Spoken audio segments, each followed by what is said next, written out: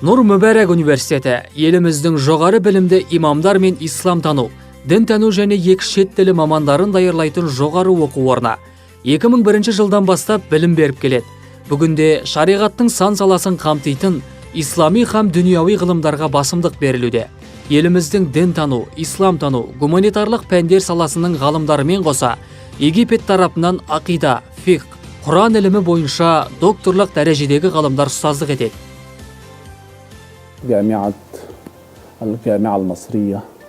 Нұр Мүбәрак Египет Ислам мәдениет университеті Мысыр мен Қазақстан арасындағы достық пен татулықтың белгісі. Университет құрылғалы бері өзінің алға қойған мақсаттары бар. Ол Орта Азиядағы ислам ғылымын таза қайнар бұлағынан жеткізуші белді орталыққа айналу. Қазіргі уақытта Қазақстанның түкпір-түкпірінде имамдық қызмет атқарылатын мамандар шығарылуда. Бүгінгі күнде Әл-Асқар мен Нұр Мүбәрак университеттер арасында мәдени байланыс бар. Университет ресми түрде 2001 жылы ашылғанымен, негізгі тарихы одан да әрірек. 1993 жылы елбасы Нұрсұлтан Әбішұлы Назарбаев Египетке барған ең алғашқы сапарында сол елдің президенті мен ислам орталығын ашу туралы келісімге қол қойылған. Университеттің тарихы сол уақыттан бастау алады. 2011 жылы исламтану мамандығының мемлекеттік стандарты бекітілген соң, Нұр Мүбәракқа грант бөліне бастады. Атап айтсақ, 2011-2012 жылдары 100 грант, ал 2013 жылдан бастап әр жыл сайын 150 гранттық орын бөлініп, мемлекет тарапынан қолдау көрсетілуде. 2001 жылдан бастап Қазақстанда осы діни кадрларға деген сұраныс күшейді.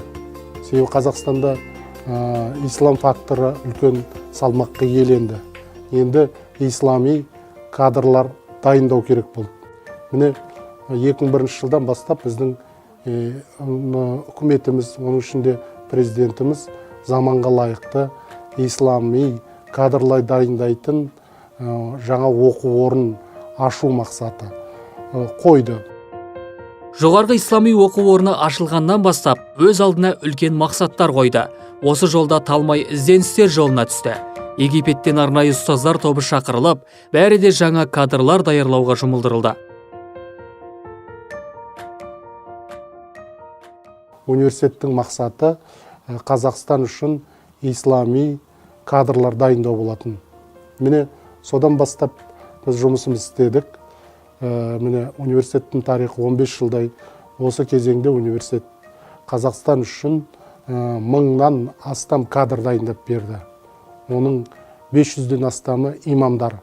Енді Нұр Мүбәракты бітірген түлектер қазір республиканың жер-жерінен кездестіруге болады. Оқу орында Қазақстан мұсылмандарының ұстанымына сай Әбу Ханифа мазхабы бойынша еліміз бен египеттік ұстаздар құрамы қызмет етеді. Әрі олардың да осы мазхабтан болуы ескеріліп, тиянақты таңдаудан өткен. Еліміздегі тұңғыш ислам ғылымы докторлары да осы шаңырақта шәкірт тәрбиелеуде. Соның бірі Қайрат Құрманбаев. Өзі де осы қара шаңырақтың түлегі. Бұның барлығы осы мемлекеттің осы салаға көңіл бөліп, қаражат бөліп, гранттар бөлу нәтижесінде жүзеге асырылып жатыр. Енді исламтану бірінші кезекте осы Нұр Мүбәрак Египет Ислам университеті қолға алды бұл мамандар дайындауда. Араб тіліндегі негізгі дерек көздерімен жұмыс жасап, соларға сараптама жасайтын деңгейдегі мамандарды тәрбиелеу қазіргі негізгі мақсат. Біздің университетімізде қазіргі таңда мысалы 9-10-ға жуық докторант бар жалпы. Олардың басым бөлігі де осы бағытта қазір жұмыс жасауда. Египеттік ұстаздар құрамында фиқх негіздері бойынша әлемдік деңгейде танымал, хадис және оның ілімдеріндегі дін негіздері бойынша дүниежүзілік дәрежеде докторлық деңгейі бірінші дәрежелі құрмет мәртебесіне ие ғалымдар қызмет етеді.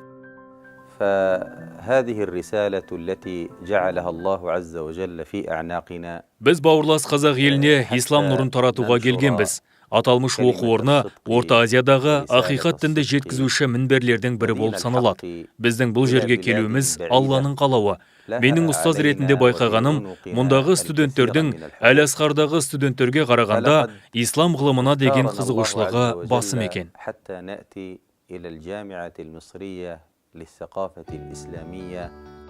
Нұр Мүбәрак университетін бітірген студент жоғарғы білімді имам, исламтанушы, дінтанушы маман болумен қатар, өзге де салаларда қызмет ете алады. Бұл оқу орнының тағы бір үлкен артықшылығы. Қазіргі заман талабына байланысты бүгінгі күнде осындай мүмкіндіктерге жол ашылып отыр. Қазіргі заманда бір бағытпенен жұмыс істеу кейде аздық қылып жатады. Ал енді ислами білімді бізден алып, кейін журналистика саласында, мына ақпарат саласында жұмыс істеп кететін жігіттер де бар. Сондықтан бұндай салада екі жақты бітірген кадрлар болашақта көбейе береді. Бұл заман талабы. Онымен қоса тағы бір мамандық екі шет тілі филологиясы. Осы білім шаңырағында қызмет етіп келе жатқан оқытушы докторант Олжас Мырзаханұлы жоғарғы технология бойынша болашақтағы тіл мамандарын даярлап жатыр. Біздің білім беру әдісіміз де ерекше дейді ол. Қазір сіздер өзіңіз куә болған болашақ филолог мамандар, олардың мамандықтары екі шет тілі, негізгі тілдер ағылшын тілі, ал араб тілі екінші тіл болып есептеледі. Біздің әдісіміз көбінесе қазіргі қолданыстағы, яғни тірі люға хайя дейді, актуалды өзекті тілді, өзекті тақырыптарды меңгертуге тырысамыз. Бүгінде Нұр Мүбәрак әлемдік ислам тану университеттері мен терезесі тең дәрежеде деп айтуға болады. Ғылыми базасы да кеңейіп, аты әлемге әйгіленіп келеді. Осында оқитын Фархат пен Шәкір әуел баста білім іздеп шетел асқан. Сосын Нұр Мүбәрактың барын естіп елге қайтыпты. Білім салмағын таразылаған қос шәкірт те аталмыш оқу орны тұрғанда білім іздеп мұхит асудың қажеті жоқ дейді. Өзімізде Нұр Мүбәракты бар екенін білгеннен соң сояқтан қайттым мен. Бізді қабылдады. Мен өзімнің тәжірибемнен көрген нәрсе, Қазақстанның азаматы сыртқа шығып оқуының қажеті жоқ. Түсіне алмай атқан жерлер болатын болса, оны түсіндіретін ұстаздар бар. Сояқтан Мысырда 2,5 жылдай оқып, сөйтті, бірақ енді Қазақстаннан Нұр Мүбәрак университеті туралы көп естідім. Содан кейін кіріп, көріп, қарасақ Нұр Мүбәрак университеті енді сол Әл-Азхар университетінің терең білімді докторлары бар екен. Құран болсын, тафсир болсын, ақида болсын, хадис болсын, кез келген маманның докторы бар екен осы жерде Нұр Мүбәрак университетте. Негізі аудармашы мамандығын бітіргенмін. Дәл қазіргі уақытта Нұр Мүбәрак Ислам Египет Мәдениет университетінде дінтану мамандығында оқимын. Және не себепті дінтану мамандығын Нұр Мүбәрак университетінде жалғастырғым келді? Себебі бұл университетте әлемдік діндермен қатар осы ислам дінін, дәстүрлі исламды нақты толықтай үйретеді. Және сонымен қатар тілдерді де үйренуге үлкен көп мүмкіндік бар. Университеттің бай кітапханасында тілге тиек еткеніміз жөн. Мұнда әдебиет пен шариғат іліміне еңбек сіңірген ислам және шығыс ғұламаларының шығармалары кітап сөрелерінде тізбектеулі. Нұр Мүбәрак өз қорындағы құнды жазбаларымен де ерекшеленеді. Әл-Азхар университетінен келген докторлар да кітапхананың бай мұрасын бағалайды. Оған теология ғылымының докторы Мұхиддин Исаул ағамыздың мына бір сөздері дәлел. Мысалға, Ас-Сағна ақида осы бір қолжазба ғана кітап деді. Сағна ақида ол біздің атамыз ғой. Осы қолжазба кітапта егер мен Әл-Азхарға барсам, осы қолжазба бір кітабының өзіне Ас-Сағна ақида, Ас-Сағна көптеген кітаптары бар, еңбектері бар. Осы бір кітабының өзіне усулға байланысты, фиқтағы усулға байланысты. 10 докторский қорғата аламын мен деді.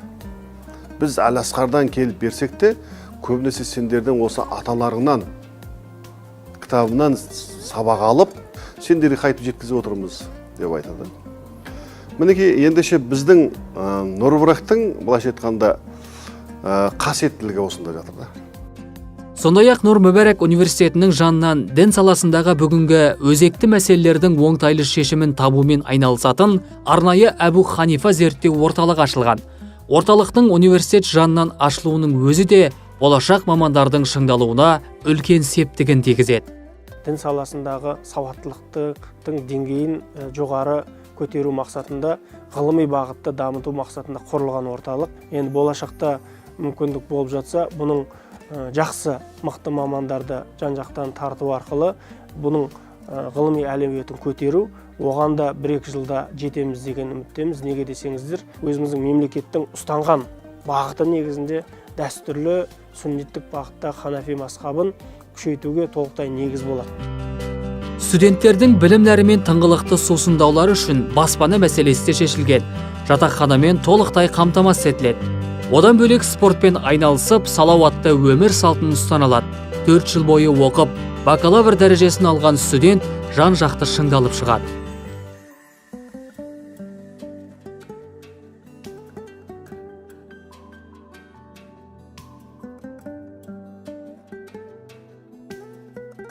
Сіздер көріп тұрған университет жанындағы мына бір алаңға тағы бір жаңа ғимарат салынады. Сондай-ақ студенттерге арналған арнайы спорт кешенде бой түземек. Бұл университеттің болашақтағы жоспарлары. Мақсат айқын, жобасы да әзірленген. Алла қаласа көп ұзамай оны да жүзеге асырамыз дейді басшылық. Жоғары нәтижеге жету үшін кез келген білімнің тәжірибемен ұштасып отыруы қажет. Университеттің жанында орналасқан Нұр Мүбәрак мешіті қолшылық ордасы ғана емес, білімнің даңғыл жолына түскен студенттер үшін үлкен практикалық орта болып келе жатыр. Біздің Нұр Мүбәрак университетінің лабораториясы осы мешіт деп айтсақ болады. Бұл мешітте біз студенттерімізді жалпы имандылық жолын оқып жатқан, иман болғысы келген студенттерді осы мешітте оқу практикасынан және іс тәжірибелік практикасынан өткіземіз. Көбінесе 3-4 курстарды іс тәжірибеден өткіземіз. Жұма уағызына, жұма хұтпасына шығарамыз. Міне осындай кезде егерде осы ұстаздарының алдында сөз сөйлей алған студент болса, кез келген жерде уағыз айта алатын дәрежеде болады. Жан-жақты тәрбиелену үшін біз шәкірттерімізді 2-ші курстан бастап бүткіл Қазақстанға тарқатамыз.